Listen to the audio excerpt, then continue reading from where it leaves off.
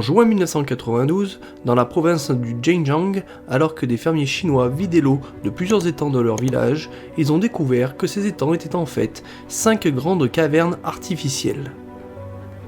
Ces étangs sans fond ont fait l'objet de légendes et de mythes depuis la nuit des temps. Des recherches plus approfondies ont permis de découvrir 19 autres cavernes artificielles en grès pour un total de 24 grottes, formant ce que l'on appelle les grottes de Longyu, ou les chambres de pierre. Il a été déterminé que les grottes ont plus de 2000 ans et représentent l'une des plus grandes excavations souterraines des temps anciens. Depuis leur découverte en 92, ces grottes continuent de laisser les experts perplexes, sans savoir comment, pourquoi ou par qui elles ont été construites. Leur construction n'a été mentionnée dans aucun document historique, ce qui est particulièrement surprenant compte tenu de la rigueur avec laquelle les Chinois de l'Antiquité documentaient leurs travaux. Les estimations de la main-d'œuvre impliquée dans la construction des grottes de Longyu sont incroyables, remarquables. La quantité de roches qu'il faudrait enlever pour l'excavation de la grotte est estimée à près de 1 million de mètres cubes. Si l'on considère le rythme moyen de creusement par jour et par personne, les experts ont suggéré qu'il faudrait 1 millier de personnes travaillant 24 heures sur 24 pendant 6 ans pour achever le projet. Cela ne tient pas en compte l'art déployé dans chacune des grottes, mais seulement l'excavation. Bien sûr, les tâches peuvent être parallélisées, mais cela donne quand même un aperçu de l'immensité de l'entreprise. Chacune des grottes est couverte de lignes parallèles qui ont été ciselées sur pratiquement toutes les surfaces, ainsi que des sculptures complexes sur les murs.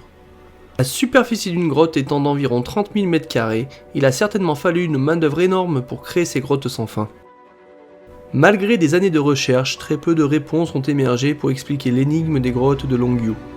Parmi les nombreuses constructions merveilleuses qui ont émergé de nos ancêtres, cette découverte de la Chine est un véritable mystère non résolu.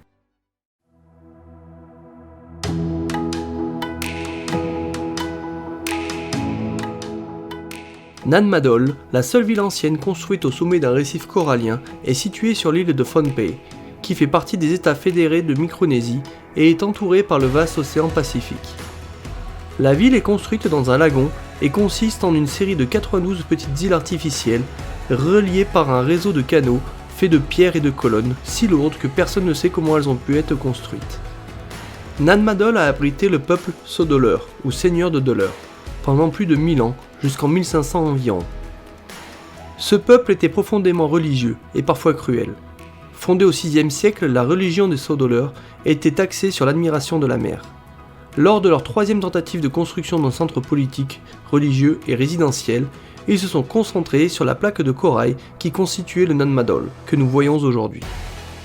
La proportion mégalithique de Nanmadol a commencé à être construite vers le XIIIe siècle, et, compte tenu de la population de Phonpei, qui était alors d'environ 25 000 habitants, cette construction a représenté un effort bien plus important que les pyramides d'Égypte.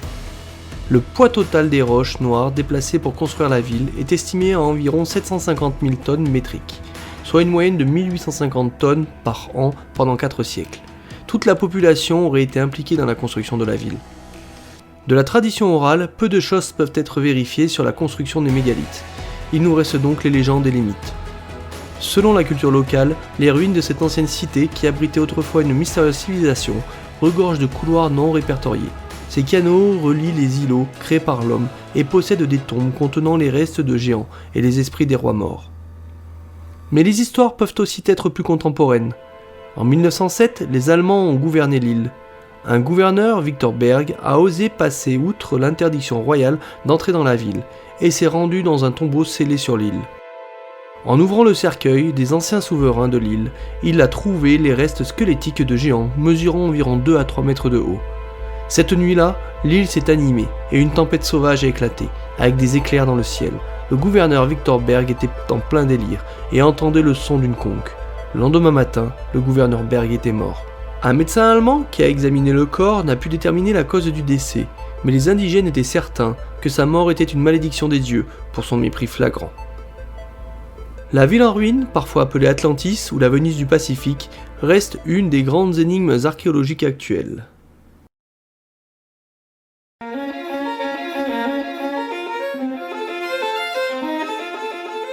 Les pierres de Baalbek sont l'un des mystères les plus persistants de l'âge romain.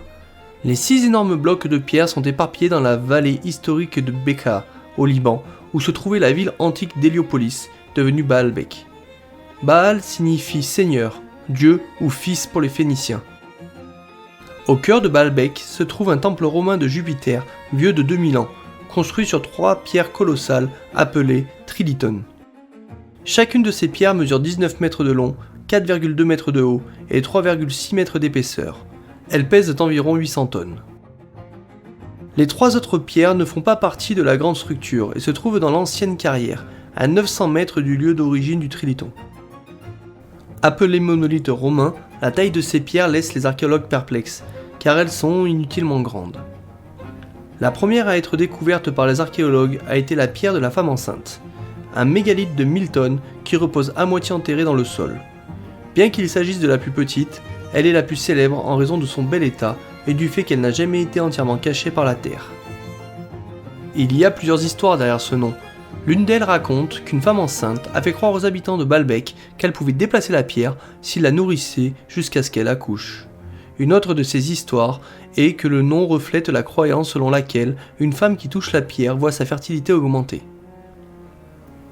Le deuxième monolithe, la pierre du Sud, a été découverte dans les années 1990 et pèse un peu plus lourd, soit environ 1242 tonnes.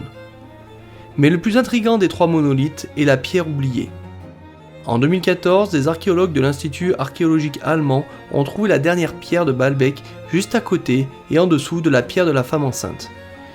Pesant 1600 tonnes, la pierre oubliée est la plus grande pierre jamais extraite dans l'histoire de l'humanité, et a soulevé de nombreuses questions sur la façon dont les Romains, avec leurs machines avancées limitées, auraient transporté de telles dalles de pierre d'une telle taille. Personne ne semble savoir sur l'ordre de qui les pierres ont été taillées, ni pourquoi elles ont été abandonnées. Il aurait été beaucoup plus pratique de déplacer de nombreuses pierres plus petites dans la structure du temple, comme la plupart des anciennes structures romaines. Dans le cas du triliton, il est suggéré que les pierres ont été retirées à l'aide d'un système de poulies, et en raison de la position du temple de Jupiter sur un terrain plus élevé que la carrière, il aurait été particulièrement difficile de le faire. Quant aux 3 autres monolithes, on pense qu'ils étaient destinés au complexe voisin de Jupiter-Baal, peut-être pour compléter le triliton.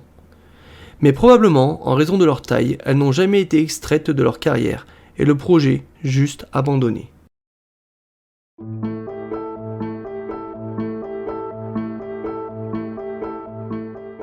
Göbekli Tepe, situé dans la région sud-est de l'Anatolie, en Turquie, a été examiné et ignoré par les anthropologues de l'Université de Chicago et de l'Université d'Istanbul dans les années 1960.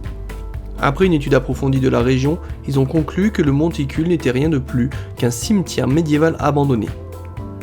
En 1994, Klaus Schmitz, un archéologue allemand, a décidé de jeter un autre coup d'œil.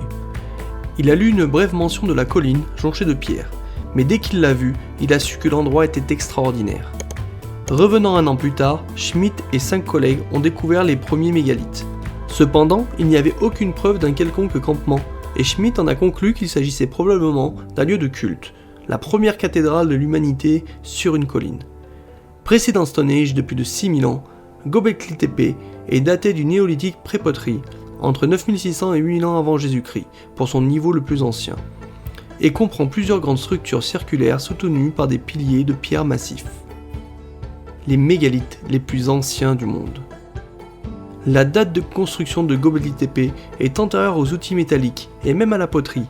Compte tenu du sol calcaire et en pente, Schmidt pense néanmoins que même sans ciseaux ou marteaux métalliques, les maçons préhistoriques maniant des outils en silex auraient été capables d'ébranler le calcaire plus tendre, les façonner en piliers avant de les déplacer vers le sommet et les soulever à la verticale grâce à la pente. Schmidt pense aussi que de petites bandes de nomades de toute la région seraient venues à Göbekli Tepe, motivés par leurs croyances pour unir leurs forces, se réunissant à l'occasion de grands festins, puis se dispersant à nouveau. Depuis 1998, M. Schmidt a examiné plus de 100 000 fragments d'os, dont plus de 60% sont des gazelles. Des sculptures pleines de détails anthropomorphes abstraits, ainsi que des vêtements et des reliefs d'animaux sauvages, donnent un aperçu rare de la religion préhistorique. Les réponses aux énigmes de ce site ne seront peut-être pas connues avant de nombreuses années. En 2021, moins de 5% du site avait été fouillé. Les générations futures d'archéologues découvriront probablement les mystères de Göbekli Tepe dans les années à venir.